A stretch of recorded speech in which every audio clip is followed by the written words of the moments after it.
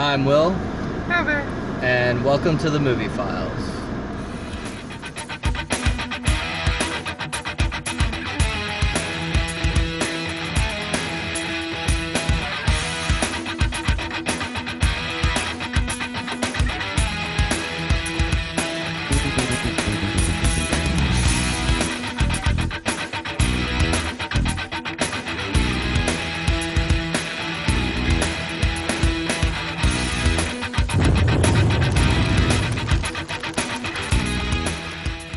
Good to see you, Raven.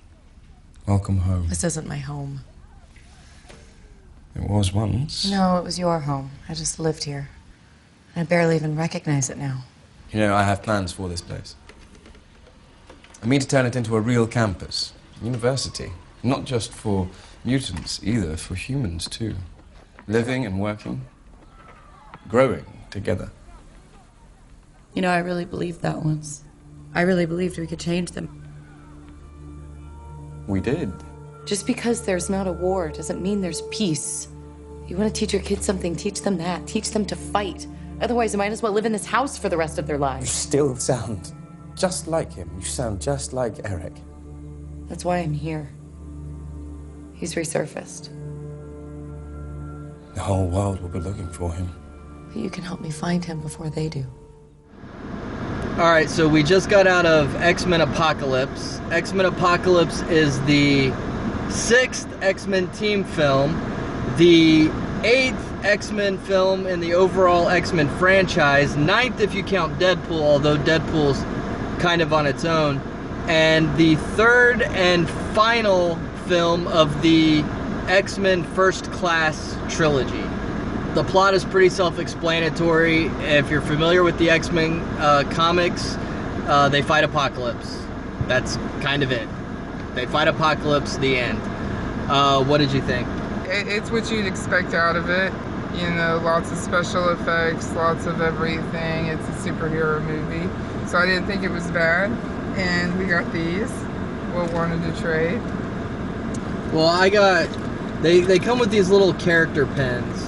And I had gotten Mystique, and she had gotten Quicksilver, and she's a girl, and I'm not, so we traded. Yeah. So, that's different. He told me that they were going to be kids, and it was going to be in the 80s, like, a year ago, but I didn't remember that.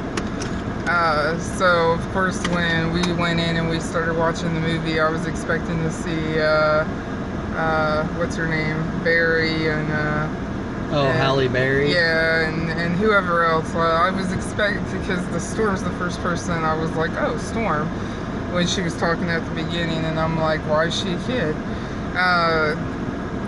So yeah, that surprised me right there at the beginning, that it was going to be kids, not the regular people.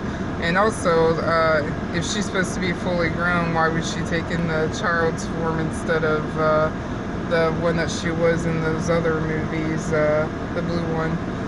I didn't get that. So yeah, Well, there's a line. There's a line in the movie. Jean and Nightcrawler and Cyclops and Jubilee are all coming out of Return of the Jedi. This movie takes place in 1983, the same year Return of the Jedi came out. And they're talking about the Star Wars movies, and Jubilee is saying that Empire Strikes Back is the best Star Wars movie. And Cyclops says, yeah, but without the first one, you wouldn't have had any of them. And then Jean says, I think we can all agree that the third one is always the worst. And obviously that was Bryan Singer's dig at X-Men The Last Stand, which he didn't direct. But it's also a strangely prophetic line, because this movie also is the third one, and it's also not as good as First Class or Days of Future Past. So I thought that was kind of funny, that they would say that in a third movie that's the worst one of the three. Not that it's bad, but it's the worst one of the three. I did enjoy seeing younger versions of Storm and Cyclops and Jean being brought, and Nightcrawler being brought into the X-Men. I did enjoy seeing their basically first day on the job. However, once again, Cyclops kind of takes a back seat. Cyclops has been a character in 4 X-Men movies now, and he's been a relatively main character in 3 of them, and he hasn't really been the center of any of them. He always keeps getting pushed to the back burner, and there are a lot of Cyclops fans out there that are going to continue to be annoyed by that. Although, they do set this movie up for the next phase in the X-Men franchise, which Simon Kinberg has already said the next movie will take place in the 90s.